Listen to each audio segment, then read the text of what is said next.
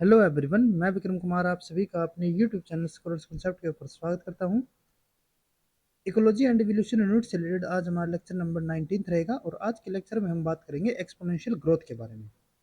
जैसे कि हमने लास्ट लेक्चर के अंदर आपके साथ डिस्कस किया था पॉपुलेशन ग्रोथ के बारे में, और वहाँ पे हमने आपको बताया था कि जो हमारी पॉपुलेशन ग्रोथ है वो हमारी दो अलग अलग कंडीशंस के अंदर हमारे यहाँ पे रहती है। एक हमारी जो पॉपुलेशन ग्रोथ होगी वो हमारी कब होती है, जब हमारी कंडीशंस आइडियल होती है। आइडियल कंडीशन का मतलब क्या हो गया कि जब हमारे यहाँ पे कोई भी लिमिटिंग फैक्टर हमारे यहाँ पे काम नहीं होगा।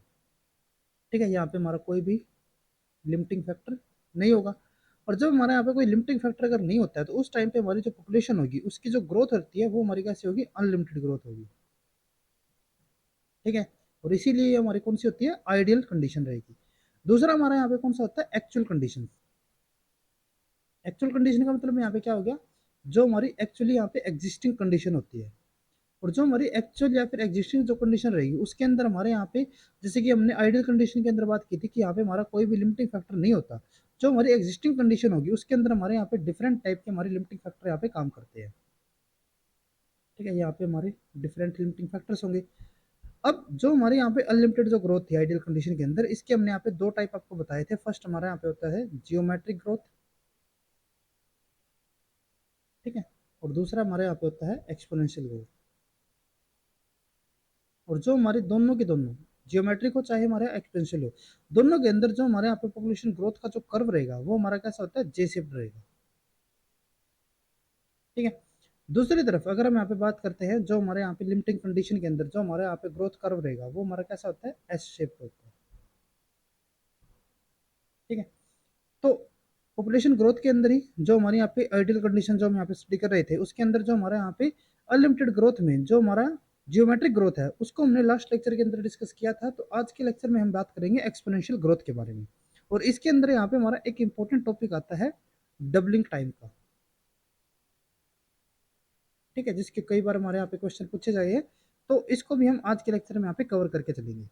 ठीक है, तो जैसे कि हमने आपको लास्ट लेक्चर के अंदर बताया था पॉपुलेशन ग्रोथ हमारे यहाँ पे क्या होता है, unlimited population growth leads to J-shaped population growth curve. Unlimited growth can be described by the geometrical growth or exponential growth. Both exponential and the geometric growth, population growth occur under ideal condition when there is no external limit to the population growth. Geometric growth describe the population growth or periodic period. Exponential growth describe the population growth for the continuous period. ये हमने आपको यहाँ पे last lecture के अंदर भी difference समझाया था। तो यहाँ पे हम बात करते हैं एक्सपोनेंशियल ग्रोथ के बारे में। और जो हम यहाँ पे बात करें ना कि कॉन्टिन्यूस पीरियड और जो यहाँ पे हमारे पीरियडिक पीरियड रहते हैं, तो उसको यहाँ पे हम पहले डिफरेंशिएट करने के लिए हम यहाँ पे बात करते हैं एक्सपोनेंशियल ग्रोथ के बारे में। तो एक्सपोनेंशियल ग्रोथ हमारा क्या होता था, exponential growth describe the population growth for the continuous period. Continuous period का मतलब यहाँ पे क्या हो गया, जैसे कि हमने लास्ट लेक्चर के अंदर आपको बताया था कि जो हमारी ज्योमेट्रिक ग्रोथ जो होती है उसके अंदर क्या होगा कि जो पॉपुलेशन हमारी ज्योमेट्रिक ग्रोथ को फॉलो करती है उसके अंदर हमें कैसे ब्रीडिंग सिस्टम देखने को मिलता है, एक पीरियडिक ब्रीडिंग सिस्टम यहाँ पे देखने को मिलेगा। इसका मतलब क्या होता है, जैसे कि अगर हम बात कर रहे थे कि जैसे कि कोई पर्टिकुलर एक्स यहाँ पे ऑर्गेनिज्म हो गया और वो यहाँ पे क्या कर रहा है कि वो एक साल के अंदर एक ही बार यहाँ पे ब्रीडिंग शो यहाँ पे कर रहा है। ठीक है, यानी कि वो एक ही बार यहाँ पे रिप्रोड्यूस कर रहा है। ठीक है, तो वो तो हमारे यहाँ पे क्या हो जाता है, पीरियडिक ब्रीडर। जबकि जो कंटिन्यूस ब्रीडर होते हैं ना, वो हमारे क्या करेंगे कि वो हमारे एक ही साल के अंदर यहाँ पे कई बार ब्रीडिंग से यहाँ पे शो करेंगे। जैसे कि अगर हम यहाँ पे बात करें कि कुछ हमारे ऐसे ऑर्गेनिज्म होते हैं जो कि 3 मंथ के अंदर यहाँ पे ब्रीडिंग शो करेंगे, कुछ हमारे यहाँ पे ऐसे ऑर्गेनिज्म भी होते हैं जो कि 6 मंथ के अंदर यहाँ पे ब्रीडिंग शो करेंगे। इसका मतलब क्या हो गया कि वो 3 मंथ की अगर हम बात करें तो 3 मंथ के बाद वो यहाँ पे नई प्रोजनिंग या फिर नई जनरेशन को यहाँ पे जनरेट कर देंगे। जो हमारे 6 मंथ की यहाँ पे ब्रीडिंग सिस्टम शो करेंगे उसके अंदर क्या होगा कि वो हमारे ऑफस्प्रिंग्स कितने दिन के या फिर कितने मंथ के अंदर यहाँ पे हमारे प्रोड्यूस कर देंगे, 6 मंथ के अंदर। ठीक है, तो ये हमारा कौन सा होता है, कॉन्टिन्यूस ब्रीडर। ठीक है, और जो हमारे यहाँ पे एक्सपोनेंशियल जो ग्रोथ रहेगी उसको हमारे कौन शो करेंगे, जो हमारे यहाँ पे कंटिन्यूस ब्रीडर होंगे। Some organism like bacteria, internal parasites, insects और ह्यूमन रिप्रोड्यूस कंटिन्यूसली। अब यहाँ पे जो हमारी एक जियोमेट्रिक ग्रोथ जो हमारी होती थी और एक हम यहाँ पे बात करते हैं एक्सपोनेंशियल ग्रोथ के बारे में, इन दोनों को डिफरेंशिएट करने के लिए जैसे कि पहले हम यहाँ पे बात करते हैं जो हमारे यहाँ पे जियोमेट्रिक ग्रोथ होती है। ठीक है, जिसको हमने लास्ट लेक्चर के अंदर भी वैसे डिस्कस किया था, लेकिन यहाँ पे भी हम इसको कवर करके चलते हैं। तो पहले अगर हम यहाँ पे बात करते हैं जियोमेट्रिक ग्रोथ के अंदर, तो इसके अंदर हमने क्या बताया था कि यहाँ पे जो ब्रीडिंग होगी वो कैसी होती है, पीरियडिक ब्रीडर होंगे, यानी कि एक साल के अंदर एक ही यहाँ पे न्यू स्प्रिंग या फिर न्यू जनरेशन को यहाँ पे प्रोड्यूस करेंगे। तो यहाँ पे हम कैसे लेके चलते हैं कि कोई हमारी यहाँ पे पॉपुलेशन है, population of 1000 organism increases at a finite rate of 10% per year. यानी कि ये पर ईयर यहाँ पे क्या हो रहा है कि उनकी जो पॉपुलेशन है उनके अंदर यहाँ पे 10% इंक्रीज हमें यहाँ पे देखने को मिलेगा, और यहाँ पे जो पॉपुलेशन साइज है वो कितना हो जाता है 1000। तो जैसे कि हमने लास्ट लेक्चर के अंदर आपको फॉर्मूला बताया था, the population size eight the end of the 1 year will be, अब यहाँ पे 10 ईयर 1 साल के बाद यहाँ पे जो 10% के अकॉर्डिंग जो उनकी पॉपुलेशन इंक्रीज हो रही है, तो टोटल पॉपुलेशन 1 साल के बाद यहाँ पे कितनी हो जाएगी 1000 तो ऑलरेडी थी, और 1000 का 10% कितना हो जाएगा 100 होगा, यानी कि 1000 प्लस 100 तो ये हमारा कितना हो जाता है 1100। ये हमारा कब है 1 साल के बाद। अब नेक्स्ट फिर से यहाँ पे क्या होगा, यहाँ पे इतनी पॉपुलेशन तो है ही, प्लस इसका भी 10% फिर से इंटू इसका 10% हमारा यहाँ पे ये हमारा हो जाता है 1100, और इसका यहाँ पे हो जाता है 110। तो अगर हम यहाँ पे इनको ऐड करके चलते हैं तो यहाँ पे इनकी जो 2 ईयर के बाद जो इनकी यहाँ पे पॉपुलेशन हो जाएगी वो टोटल कितनी हो जाएगी 1210, और 3 ईयर के बाद यहाँ पे कितनी हो जाती है 1331। ठीक है, तो ये तो हमारी कौन सी हो जाती है जियोमेट्रिक ग्रोथ। दूसरे तरफ यहाँ पे हम बात करते हैं एक्सपोनेंशियल ग्रोथ के बारे में। एक्सपोनेंशियल ग्रोथ में हमने यहाँ पे क्या बताया था कि यहाँ पे जो ब्रीडिंग होती है वो कैसी होगी, कॉन्टिन्यूस होगी। ठीक है, और कॉन्टिन्यूस यानी कि यहाँ पे यूं नहीं है कि 1 साल के बाद यहाँ पे नई जनरेशन प्रोड्यूस हो रही है, ये हमारी 3 मंथ्स या फिर 6 मंथ के अंदर भी प्रोड्यूस हो सकती है। जैसे कि यहाँ पे हम केस लेके चलते हैं कि ए population of 1000 organism increases at a finite rate of 5% every 6 month. देखो यहाँ पे हमारा क्या था 10% पर ईयर, यहाँ पे हमने क्या कर दिया 5% एवरी 6 मंथ। तो एक तरीके से ये हम अगर इसको पर ईयर के अकॉर्डिंग बात करें तो ये हमारा कितना 10% पर ईयर हो जाता है। ठीक है, लेकिन इसको हमने क्या कर दिया, क्योंकि ये यहाँ पे हमारा कंटिन्यूम ब्रीडिंग चल रहा था तो इसकी वजह से इसको हमने यहाँ पे क्या कर दिया, इनको स्मॉल सेक्शन के अंदर हमने यहाँ पे डिवाइड कर दिया, जैसे कि 5% एवरी 6 मंथ। तो इसकी वजह से क्या होगा यहाँ पे the population rise at the end of the 6 month will be 1000 plus 5% of the 1000 equal to 1050। ठीक है, ये तो कब हो गया 6 मंथ के बाद। अब नेक्स्ट 6 मंथ के बाद क्या होगा कि फिर से हमारा 1050 तो यहाँ पे हो ही गया, प्लस अब यहाँ पे क्या होगा कि जो भी यहाँ पे पॉपुलेशन होगी इसका फिर से यहाँ पे 5% ऑफ 1505। ठीक है, और इसके बाद जो हमारे यहाँ पे नेट पॉपुलेशन होगी 1 साल के बाद वो हमारे यहाँ पे कितनी हो जाती है 1102, और यहाँ पे 1 साल के बाद पॉपुलेशन कितनी थी 1100, यानी कि 1100, और यहाँ पे हमारे कितने हो जाते हैं 1102। तो इसका मतलब क्या हुआ कि यहाँ पे हमारा 2 इंडिविजुअल का यहाँ पे हमारा प्रॉफिट हो जाता है। ठीक है, यहाँ पे जो पॉपुलेशन साइज है वो यहाँ पे 2 इंडिविजुअल से इंक्रीज रह गया। नेक्स्ट अगर हम यहाँ पे बात करते हैं 2 ईयर के बाद, इसी तरीके से वहाँ पे क्या होगा कि 1.5 ईयर के बाद फिर से हमारे यहाँ पे 5% इंक्रीज हुआ, देन उसके बाद 2 ईयर के बाद फिर से इंक्रीज हुआ, और 2 ईयर के बाद जो इनकी फाइनल पॉपुलेशन यहाँ पे आ रही है वो कितनी आ रही है यहाँ पे 1215, यहाँ पे कितनी होती थी 1210। अगर हम यहाँ पे 3 ईयर की बात करें तो यहाँ पे कितना हो जाता है 1340, और यहाँ पे कितना था 1331। तो इस तरीके से आप यहाँ पे देख सकते हो कि जो हमारी एक्सपोनेंशियल पॉपुलेशन होती है, वैसे तो देखो जो हमारी ज्योमेट्रिक ग्रोथ है या फिर जो हमारी यहाँ पे एक्सपोनेंशियल ग्रोथ है, दोनों के अंदर यहाँ पे क्या देखने को मिलेगा जे शेप्ड यहाँ पे हमें कर्व देखने को मिलता है। लेकिन अगर हम यहाँ पे इन दोनों केसेस की भी बात करें तो इनके अंदर जो एक्सपोनेंशियल जो ग्रोथ रहेगी ना वो हमारी स्लाइटली ज्योमेट्रिक ग्रोथ से थोड़ी सी हाइयर रहेगी। वैसे दोनों के दोनों जो कवर कर्व है ना वो यहाँ पे हमारे सेम होंगे, लेकिन अगर हम यहाँ पे इन दोनों में से भी कंपैरिजन करके चलते हैं तो जो हमारे यहाँ पे एक्सपोनेंशियल ग्रोथ रहेगी वो हमारी हाइयर रहेगी as compare to geometric growth. और इस तरीके से यहाँ पे आपको कंटिन्यूम ब्रीडिंग का भी सिस्टम समझ में आ जाना चाहिए, क्योंकि अगर यहाँ पे कंटिन्यूम ब्रीडिंग अगर यहाँ पे चलती है तो उसके अंदर क्या होगा कि जो हम यहाँ पे पर ईयर का टारगेट जो लेके चल रहे हैं वो हमारे यहाँ पे अलग अलग सब सेक्शन के अंदर या फिर अलग अलग टारगेट्स के अंदर हमारे यहाँ पे डिवाइड हो जाएगा। तो इस तरीके से जो हमारे यहाँ पे एक्सपोनेंशियल जो ग्रोथ रहेगी वो हमारे यहाँ पे हाइयर रहती है as compare to geometric growth. ठीक है, अब जैसे कि हमने लास्ट लेक्चर के अंदर ज्योमेट्रिक ग्रोथ से रिलेटेड हमारे डिफरेंट फॉर्मूलाज की हमने बात की थी, तो उसी तरीके से जो हमारे यहाँ पे एक्सपोनेंशियल जो ग्रोथ रहती है उसके रिगार्डिंग भी जो हमारे यहाँ पे कुछ इंपॉर्टेंट जो फॉर्मूला हमारे यहाँ पे यूज होते हैं उनको हम यहाँ पे डिस्कस करके चलते हैं। जैसे कि अगर हम यहाँ पे बात करते हैं the change in the population size over time over any time period can be written as the number of the birth per unit time interval minus the number of the death per unit time interval. अगर हम यहाँ पे जैसे कि किसी population के अंदर कितना हमारा चेंज आ रहा है, उसके नंबर्स के अंदर हमारा कितना चेंज आ रहा है, तो उसको हम किस तरीके से यहाँ पे डिवाइन करते हैं। अब किसी पॉपुलेशन के अंदर हमारा जो चेंज आएगा वो किसकी वजह से आएगा, वो हमारा दो ही वजह से आ सकता है, या तो बर्थ की वजह से या फिर डेथ की वजह से। अब जब बर्थ यहाँ पे होते हैं तो उसमें क्या होगा पॉपुलेशन यहाँ पे इंक्रीज होगी, और डेथ के अंदर यहाँ पे क्या होगी माइनस होगी, डिक्रीज हो जाएगी। सर यहाँ पे क्या होगा इंक्रीज होगा और यहाँ पे हमारी डिक्रीज हो जाती है। तो अगर हम यहाँ पे नेट अगर हम यहाँ पे बात करें कि नेट कितना चेंज यहाँ पे हुआ 1 साल के बाद, तो वो हम किस तरीके से यहाँ पे डिफाइन कर सकते हैं, बर्थ माइनस डेथ। ठीक है, यानी कि बर्थ से तो यहाँ पे क्या हुआ था पॉपुलेशन का साइज यहाँ पे इंक्रीज हुआ था, और डेथ की वजह से यहाँ पे पॉपुलेशन साइज क्या हो गया था डिक्रीज हो गया। तो इसकी वजह से अगर हम यहाँ पे जो पॉपुलेशन जो में जो चेंज आएगा, ठीक है, वो हमारा क्या हो जाता है यहाँ पे बर्थ माइनस डेथ। अब इसी को यहाँ पे हम प्रिंसिपल बना के यहाँ पे हम क्या करते हैं change in the number divided by change in the time, यानी कि एक यूनिट टाइम के अंदर कितना हमारे यहाँ पे पॉपुलेशन के अंदर चेंज आया वो हमारे यहाँ पे क्या हो जाएगा बर्थ माइनस डेथ। जैसे कि अगर हम यहाँ पे 1 ईयर की बात कर रहे हैं तो 1 ईयर के अंदर यहाँ पे हमारा टाइम क्या हो जाएगा, 1 ईयर हो जाएगा। ठीक है, कितना हमारे यहाँ पे नंबर के अंदर चेंज आया, वो हमारा क्या रहेगा, बर्थ माइनस डेथ। जैसे कि अगर हम बात करें कि बर्थ यहाँ पे अगर 100 का हो रहा है, तो यहाँ पे जो डेथ होगी वो यहाँ पे कितना की हो रही है, 15 की। तो यहाँ पे जो चेंज आएगा ना 1 साल के बाद पॉपुलेशन साइज के अंदर, वो कितना हो जाएगा यहाँ पे, 100 माइनस 15। ठीक है, तो ये हमारे यहाँ पे हो जाता है 85। ठीक है, तो यानी कि जो 1 साल के अंदर यहाँ पे पॉपुलेशन के अंदर जो चेंज आएगा वो कितना हो जाएगा, 85 का, यानी कि 85 वो यहाँ पे इंक्रीज हो जाएगी। ठीक है, अब इसी को यहाँ पे अगर हम मान के चलते हैं, यहाँ पे इसको हम क्या लिख सकते हैं, जो हमारे यहाँ पे चेंज इन नंबर, अब जहाँ पे जो चेंज होता है ना उसको हम यहाँ पे डेल्टा की फॉर्म में लिख सकते हैं। ठीक है, यानी कि जो चेंज यहाँ पे हुआ वो हमारा क्या हो जाएगा, delta N divided by delta T is equal to B minus T. B यहाँ पे क्या हो गया, बर्थ, और टी हमारे यहाँ पे हो जाता है डेथ। ठीक है, और ये हमारे यहाँ पे क्या है, जो हम यहाँ पे चेंजेस की बात कर रहे हैं ना, ये हमारा एक टाइम पीरियड के अंदर चेंज हो गया। ठीक है, और अगर हम इसको यहाँ पे स्मॉल टाइम पीरियड के अंदर चेंजेस की अगर हम यहाँ पे बात करें, स्मॉल टाइम पीरियड के लिए, ठीक है, यानी कि हमने अगर एक टाइम पीरियड को स्मॉल सेक्शन के अंदर यहाँ पे हम फर्दर डिवाइड कर देते हैं, तो उसको हम यहाँ पे किस तरीके से लिख सकते हैं, जो हमारे यहाँ पे डेल्टा एन डेल्टा टी। ठीक है, और एक यहाँ पे ना इंपॉर्टेंट पॉइंट क्या आता है, जैसे कि जो हमारे यहाँ पे कई बार क्वेश्चंस के अंदर हमें क्या देते हैं कि जो बर्थ या फिर डेथ, अभी देखो यहाँ पे तो हमने क्या बता दिया था कि यहाँ पे जो बर्थ हुआ है वो कितना के हुए हैं, 100 के हुए हैं, जो यहाँ पे डेथ हुई है वो कितने की हुई है, 15 की हुई है। लेकिन कुछ क्वेश्चंस के अंदर हमें क्या देते हैं कि जो बर्थ है ना, ठीक है, वो हमें नेटेलिटी या फिर मोर्टेलिटी की फॉर्म में, जैसे कि डेथ होगा वो हमारा मोर्टेलिटी की फॉर्म में दे देते हैं। जैसे कि अगर हम बर्थ के लिए बात करें, सपोज करके चलते हैं कि यहाँ पे पॉपुलेशन कितनी थी, 1000, और 1000 से 1 साल के अंदर जो यहाँ पे न्यू बर्थ हुए हैं वो कितने हो गए यहाँ पे, 100।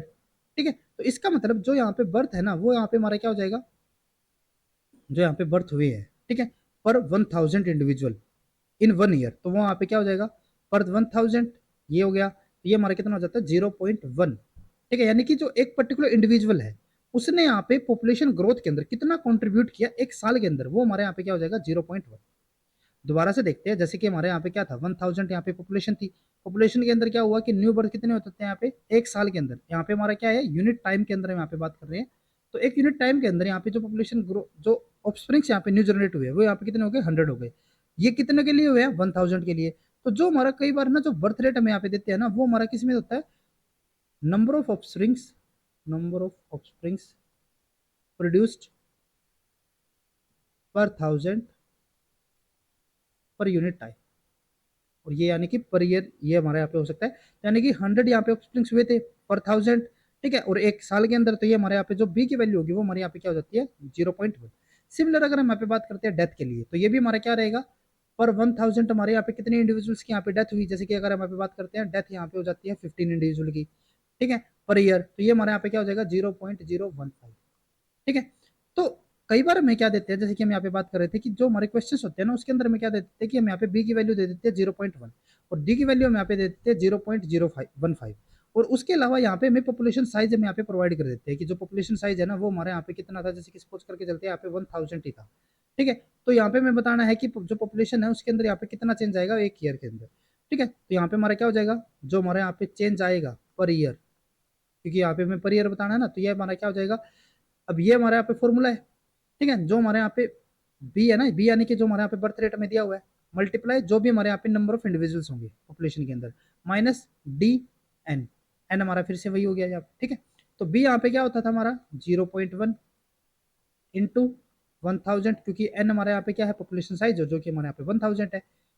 फिर उसके बाद माइनस, क्योंकि हम माइनस यहाँ पे क्यों लिख रहे हैं, क्योंकि डेथ यहाँ पे हो रही है, डेथ यहाँ पे क्या करेगी, पॉपुलेशन साइज को डिक्रीज ही करेगी, तो इसलिए यहाँ पे हमारा माइनस, यहाँ पे हमारा 0.015 इंटू 1000। ठीक है, और यहाँ पे हमारा क्या हो जाता है, ये 100 हो गया, यहाँ पे हमारा 15 हो गया, यहाँ पे हमारा जो पॉपुलेशन के अंदर जो हमें चेंज देखने को मिलेगा वो हमारे यहाँ पे कितना हो जाता है, 85। ठीक है, यहाँ पे हमारा ये माइनस भी हो सकता है, माइनस कब होगा, जब हमारे यहाँ पे जो डेथ रेट होगा वो यहाँ पे ज्यादा होगा, जैसे कि सपोज करके चलते हैं यहाँ पे 15 का यहाँ पे बर्थ हो रहा था और डेथ यहाँ पे 100 की हो रही है, तो यहाँ पे क्या हो जाएगा, यहाँ पे हमारा हो जाता है ये हमारे यहाँ पे हो जाएगा 100। ठीक है, और ये हमारे यहाँ पे रिवर्स हो जाएगा थोड़ा। ठीक है, जैसे कि यहाँ पे हमारा क्या हो जाएगा, ये 15 होगा और यहाँ पे हमारा 100 हो जाएगा, तो ये हमारा क्या हो गया, -0.85। ठीक है, सॉरी -85 हो जाएगा। ठीक है, तो इसका मतलब यहाँ पे क्या हो गया कि जो 1 साल के अंदर अगर यहाँ पे डेथ रेट ज्यादा होता है तो उसके अंदर क्या होगा कि जो नेट पॉपुलेशन के अंदर जो हमें 1 साल के अंदर चेंज देखने को मिलेगा, अब क्योंकि यहाँ पे इसके आगे माइनस हो गया, डेथ रेट ज्यादा था, तो इसीलिए यहाँ पे जो पॉपुलेशन होगी ना वो यहाँ पे डिक्लाइन होने स्टार्ट हो जाएगी। ठीक है। अगर ये वैल्यू हमारे यहाँ पे पॉजिटिव में आती है तो उसके अंदर मतलब क्या होगा कि यहाँ पे जो पॉपुलेशन है वो हमारे यहाँ पे टाइम के साथ इंक्रीज हो रही है। और अगर यहाँ पे डेथ रेट ज्यादा है, अगर यहाँ पे जो delta N divided by delta T अगर हमारे यहाँ पे माइनस के अंदर है, तो उसमें क्या होगा कि जो पॉपुलेशन है वो यहाँ पे डिक्लाइन होना स्टार्ट हो जाएगी। ठीक है, तो ये हमारे यहाँ पे क्या होता है, एक्सपोनेंशियल ग्रोथ। उसके अलावा भी यहाँ पे हमारे डिफरेंट फॉर्मूला और होते हैं, जैसे कि अगर हम यहाँ पे इसी फॉर्मूले के आगे कंटिन्यू करके चलते हैं तो यहाँ पे हमारा क्या था, delta N divided by delta T is equal to B N minus D N. B minus T जो हमारे यहाँ पे बर्थ माइनस डेथ की हम यहाँ पे जो बात कर रहे हैं, इसको हम यहाँ पे आर भी लिख सकते हैं। अब यहाँ पे आर क्या हो गया, B minus T can be return as R which define the per capita growth rate.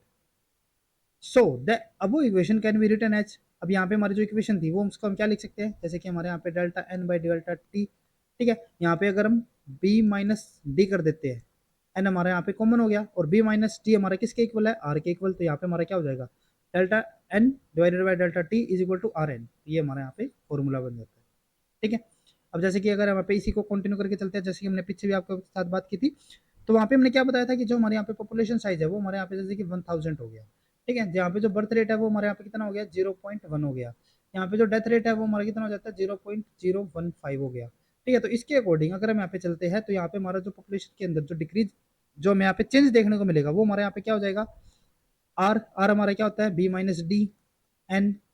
ठीक है, अब बी माइनस डी फिर से हमारे यहाँ पे क्या हो गया, 0.1 माइनस 0.0015, एक मिनट, 0.015, ये हमारे यहाँ पे 1000। ठीक है, तो यहाँ पे हमारा क्या हो जाता है, ये हमारे यहाँ पे इक्वल हो जाएगा 0.085 इंटू 1000, और ये हमारे यहाँ पे हो जाता है कितना, 85 के।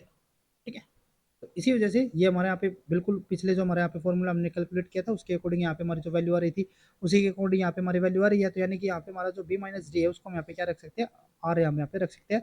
और आर हमारे यहाँ पे क्या होता है, पर कैपिटा ग्रोथ रेट, यानी कि एक पर्टिकुलर जो इंडिविजुअल है वो यहाँ पे ग्रोथ रेट के अंदर कितना कंट्रीब्यूट यहाँ पे कर रहा है, पॉपुलेशन ग्रोथ के अंदर कितना वो कंट्रीब्यूट कर रहा है, वो हमारे यहाँ पे क्या हो जाता है, आर, या फिर उसको हम क्या लिख सकते हैं, पर कैपिटा ग्रोथ रेट।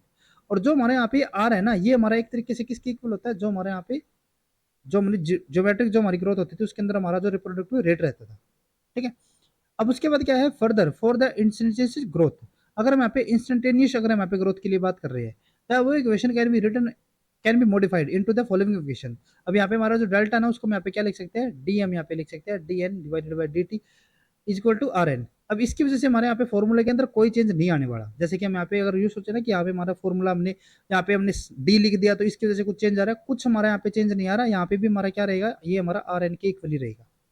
ठीक है, तो ये हमारे यहाँ पे फॉर्मूला हो जाता है। नेक्स्ट उसके बाद अब जो हमारे यहाँ पे फॉर्मूला आ रहा है उसी को यहाँ पे अगर हम the population size at time T is given by, जैसे कि हमने पीछे बात की थी ना कि एक पर्टिकुलर टाइम के बाद, ठीक है, जैसे कि 5 ईयर के बाद हमारी जो पॉपुलेशन है उसका साइज यहाँ पे कितना हो जाएगा, तो सिमिलर उसी तरीके से अगर हम यहाँ पे बात करें ज्योमेट्रिक ग्रोथ के लिए तो उसके अंदर अगर हमें एक पर्टिकुलर टी टाइम के बाद जो हमारी यहाँ पे इनिशियल पॉपुलेशन एन नोट थी, ठीक है, जैसे कि हम यहाँ पे सपोज करके चलते हैं कि यहाँ पे हमारी जो इनिशियल पॉपुलेशन है वो हमारे यहाँ पे 10 है। ठीक है, और हम यहाँ पे बता रहे हैं कि 2 साल के बाद टाइम हमारे यहाँ पे कितना हो गया, 2 ईयर, कि 2 ईयर के बाद यहाँ पे कितनी पॉपुलेशन हमारे यहाँ पे हो जाएगी, पॉपुलेशन साइज यहाँ पे कितना हो जाएगा। ठीक है, यहाँ पे हमारा जो आर है, आर हम यहाँ पे प्रोवाइड कर देते हैं जैसे कि 0.1।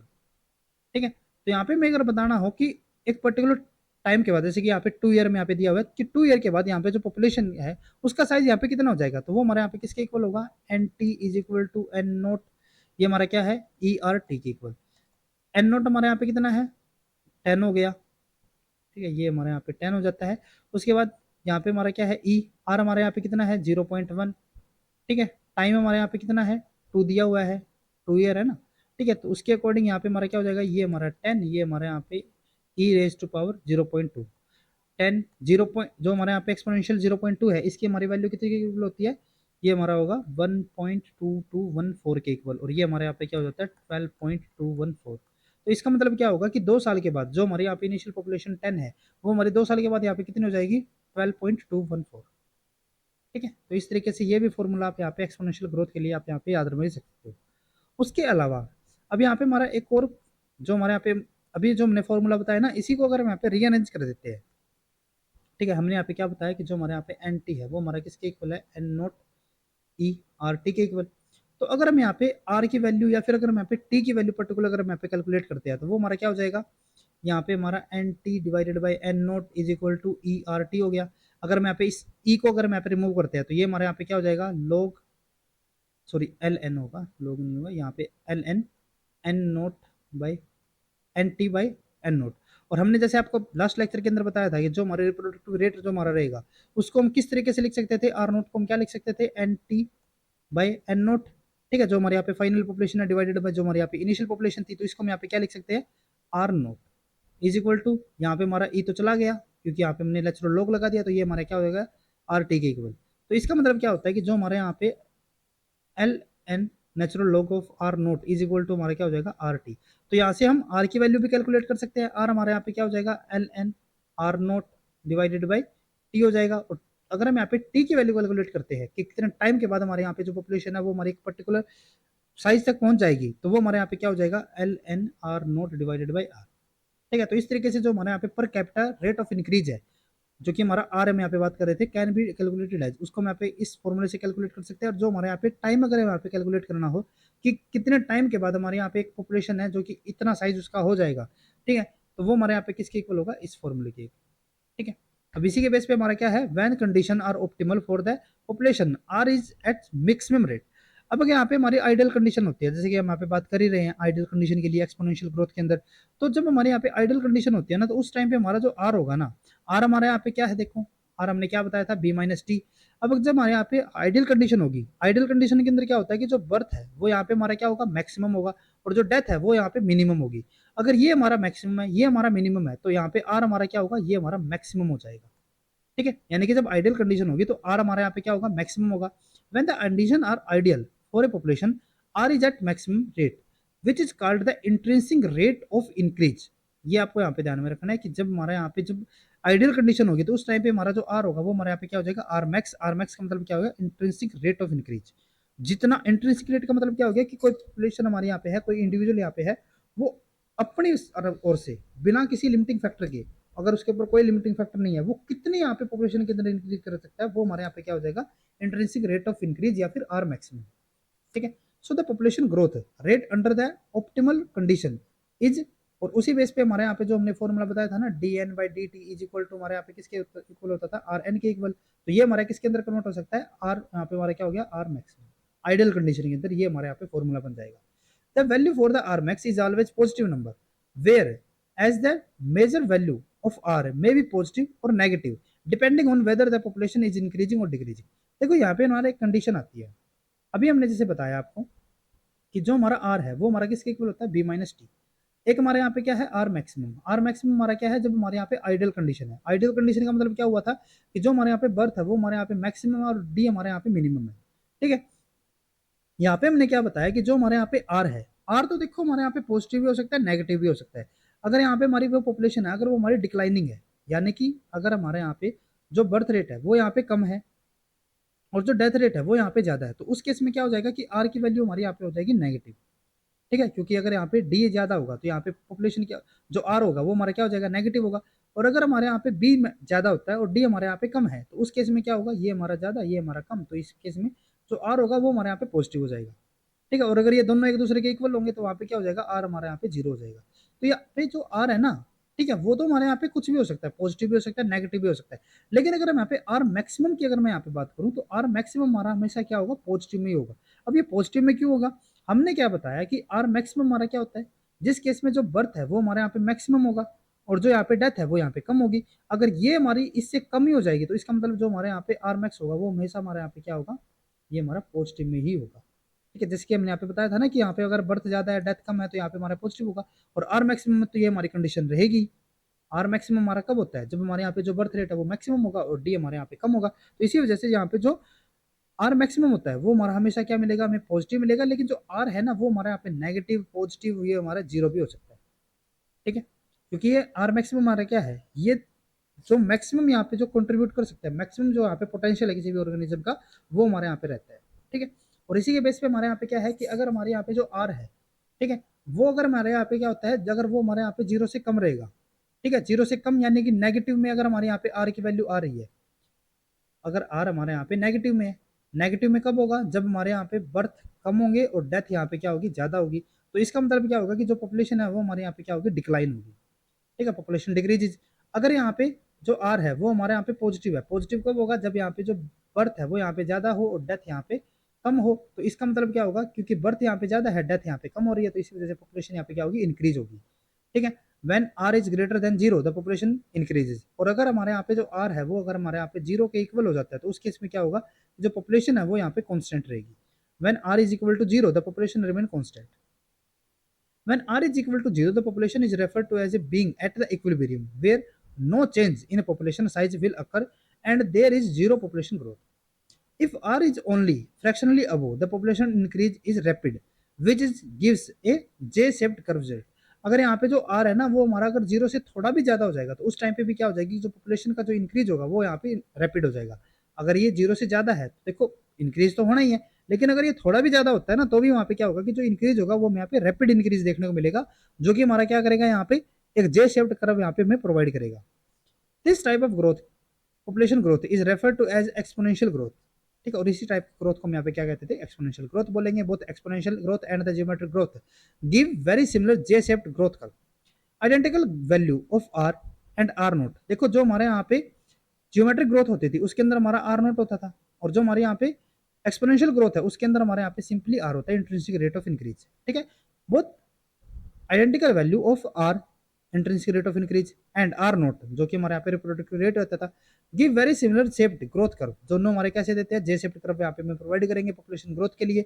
But because of compound nature of exponential growth, the rate of increase is slightly greater than the exponential growth than the geometric growth for identical value of r and r naught। ठीक है। अगर यहाँ पे अगर हम बात करें कि जो अगर दोनों, वैसे तो हमारे दोनों के दोनों जो कर्व रहेंगे वो हमारे सिमिलर होते हैं, वैसे हमने पीछे ही बताया था, लेकिन फिर भी क्या होता है कि जो एक्सपोनेंशियल ग्रोथ है ना उसके अंदर हमारी जो ग्रोथ होती है वो हमारी ज्यादा रहेगी as compare to geometric growth. ठीक है। वैसे तो दोनों के कर्व सिमिलर है, लेकिन यहाँ पे हमारी जो एक्सपोनेंशियल ग्रोथ होगी उसकी पॉपुलेशन हमारे यहाँ पे उसका जो इंक्रीज होगा वो हमारे यहाँ पे ज्यादा रहेगा as compare to geometric. The per capita growth rate R, which gives an instantaneous growth rate, while the finite rate of increase, जो कि हमने पिछले लेक्चर के अंदर बात की थी लैम्डा के लिए, over a specific time period. अब जो हमारे यहाँ पे पर कैपिटा ग्रोथ रेट है और जो हमारे यहाँ पे फाइनाइट रेट ऑफ इंक्रीज है, जो हमारा पर कैपिटा ग्रोथ रेट है ना ये तो हमारा क्या है? इंस्टेंटेनियस ग्रोथ रेट है। ठीक है। हमने जैसे कि एक ईयर को क्या किया था? अलग अलग मंथ के अंदर हमने डिवाइड कर दिया था। तो उसी तरीके से जो हमारे यहाँ पे पर कैपिटा ग्रोथ रेट रहेगा ना आर हमारे यहाँ पे होगा वो हमारा क्या होता है? Instantaneous growth rate. जबकि जो हमारे यहाँ पे लैम्डा है, लैम्डा हमारा क्या होता है? Finite rate of increase. एक फाइनाइट टाइम के बाद यहाँ पे मैं बताना है कि पॉपुलेशन के अंदर हमारे यहाँ पे कितना इंक्रीज हुआ। और अगर हम यहाँ पे इन दोनों के लिए बात करें तो जो हमारे यहाँ पे आर होता है वो हमारा किसके इक्वल होता है? जो हमारे यहाँ पे सॉरी जो यहाँ पे हमारा लैम्डा होगा, लैम्डा हमारा किसके इक्वल होता है? Exponential raise to power. ठीक है। ये हमारे यहाँ पे फॉर्मूला होता है। मे बी ये फॉर्मूला हमें कभी भी क्वेश्चन के अंदर पूछा जा सकता है, तो इसीलिए आप यहाँ पे इस फॉर्मूले का भी याद रख सकते हो। अब नेक्स्ट हमारे यहाँ पे एक कॉन्सेप्ट आता है डबलिंग टाइम का। ठीक है। डबलिंग टाइम का मतलब क्या होगा कि जैसे कि यहाँ पे हमारी कोई पॉपुलेशन है, जैसे कि 1 ही हमारे यहाँ पे इनिशियल पॉपुलेशन होगी। ठीक है। यहाँ पे हमारी इनिशियल पॉपुलेशन क्या है? 1 ही है। अब ये कितने टाइम के अंदर हमारे यहाँ पे 2 होगी? ठीक है। कितने टाइम के बाद? ये हमारे एक स्पेसिफिक टाइम के बाद हमारे यहाँ पे 2 पॉपुलेशन होगी। जैसे कि हमारे यहाँ पे 100 है तो यहाँ पे हमारे 200 है। तो ये कितने टाइम के बाद हमारे यहाँ पे डबल हो जाएगी अपनी इनिशियल पॉपुलेशन से? वो हमारा क्या होता है यहाँ पे? Doubling time. और इसके लिए आपको यहाँ पे क्या करना है? सिंपल हमारे यहाँ पे फॉर्मूला रहेगा, जैसे कि हमने यहाँ पे आपको बताया था, पीछे भी हमारा एक फॉर्मूला होता था कि जो हमारा एन टी है वो हमारा किसके इक्वल होता है? N naught E raise to power R T. उसी को यहाँ पे हम बेस बना के चलते हैं। यहाँ पे हमारा क्या है कि N T is equal to N naught E R T. ठीक है। हमने यहाँ पे क्या बताया कि जो भी हमारे यहाँ पे पॉपुलेशन होगी, जितने भी हमारे यहाँ पे पॉपुलेशन है, उसका हमारा क्या हो जाना चाहिए? यहाँ पे डबल हो जाना चाहिए। अब वो कितने टाइम में होगा वो हमें यहाँ पे कैलकुलेट करना है, और वो हमारे यहाँ पे क्या हो जाएगा? जैसे कि सपोज करके चलते हैं कि हमारे यहाँ पे जो इनिशियल पॉपुलेशन है वो हमारे यहाँ पे 100 है, फाइनल पॉपुलेशन हमारे यहाँ पे 200 होनी चाहिए, और ये हमारा क्या होगा? ई आर टी होगा।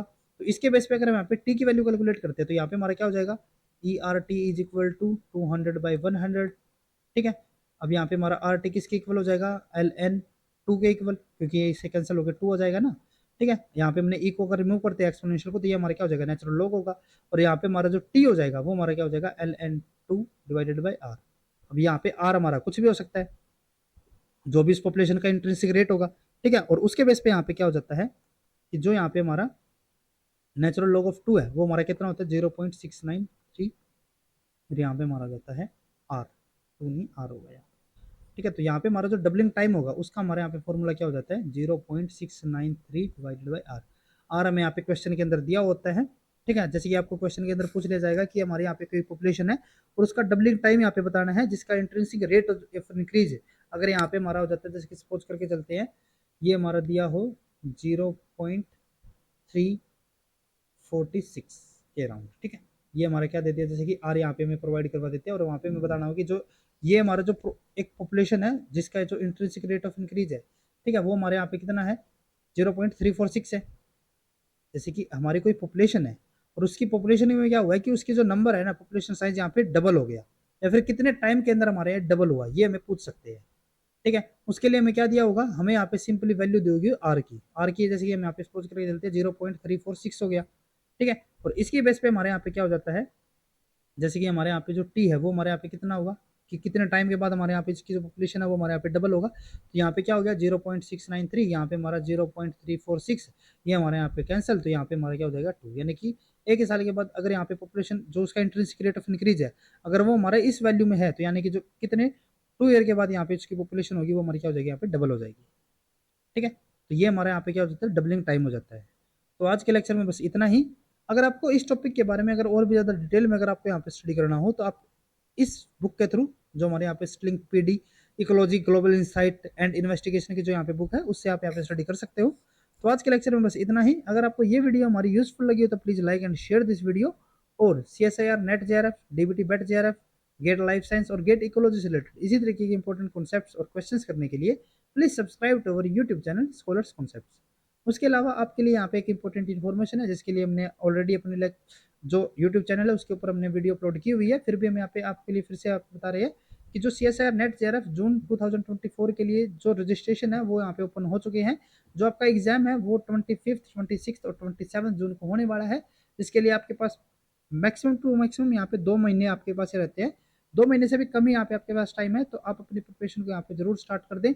और उसके अलावा आप जरूर यहाँ पे जो अपना रजिस्ट्रेशन है वो भी आप यहाँ पे जल्दी से जल्दी कर ले, क्योंकि उसकी जो लास्ट डेट है वो यहाँ पे 21 मई रहेगी, ठीक है। तो आज के लेक्चर में बस इतना ही। Thank you.